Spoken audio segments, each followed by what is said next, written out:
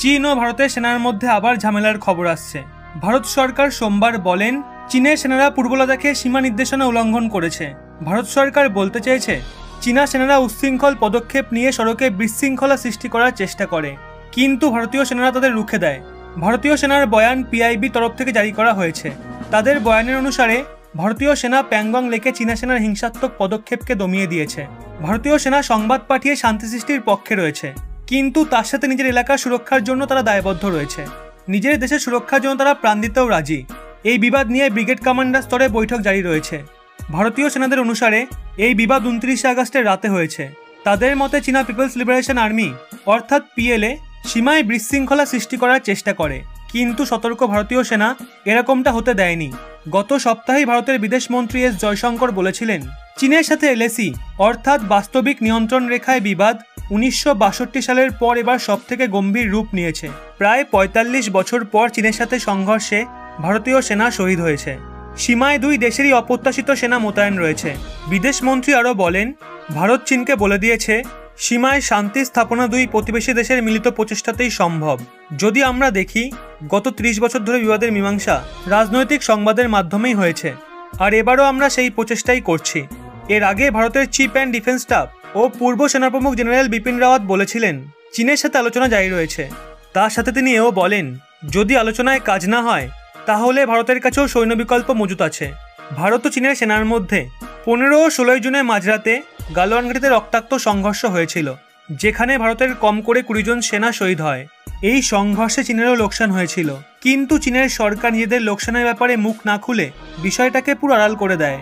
এই ঘটনার পর দুপক্ষের সেনা আলোচনা বৈঠকের মাধ্যমে বিবাদ মেটানোর চেষ্টা করে, কিন্তু এখনও দুই দেশের মধ্যে পরিস্থিতি স্বাভাবিক হয়নি। আর 29 আগস্টের ঘটনাই এর প্রমাণ।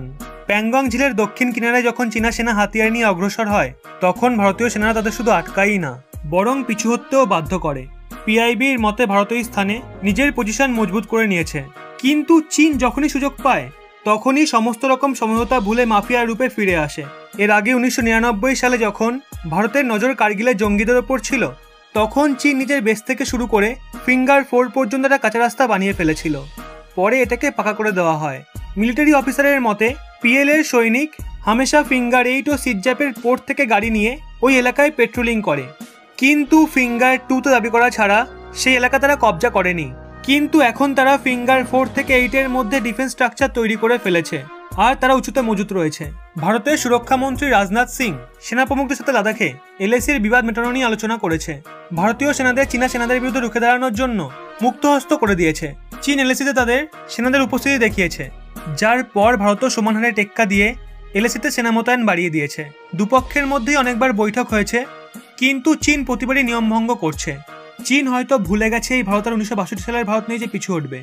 এই ভারতবর্ষ নেতাজির মতো 20 সন্তানের জন্মভূমি, আর চীনের এত বড় আস্পর্ধা যে 20 সন্তানদের মাতৃভূমিকে তারা কবজা করতে চাইছে। এবার তো চীনকে উচিত শিক্ষা দেওয়ার সময় এসে গেছে বলেই মনে হচ্ছে, আর চীন নিজের কবর নিজেই খুঁড়ছে। একজন ভারতবাসী হিসেবে এই মুহূর্তে দাঁড়িয়ে চীনের সাথে ঠিক কী করা উচিত বলে আপনার মনে হচ্ছে অবশ্যই কমেন্টে জানান। আশিস কুমার, সুব্রত ব্যানার্জি এবং সূর্য কুমার সহ অনেকে এই পরিবারের এমন কিছু সদস্য যারা বেশ সুন্দর সুন্দর কমেন্ট করেন। চাইলে আপনিও করতে পারেন। বেছে বেছে সেরা কমেন্টগুলো তুলে ধরবো আপনাদের সামনে। ভিডিওটি পারলে সবাইকে শেয়ার করে ভারতীয়দের মনে চীনের বিরুদ্ধে আগুন জ্বালিয়ে দিন, এবং এরকমই নিত্য নতুন তথ্য পেতে রহস্যমালা চ্যানেলটি সাবস্ক্রাইব করে পাশের বেল আইকনটি অল করে রাখুন।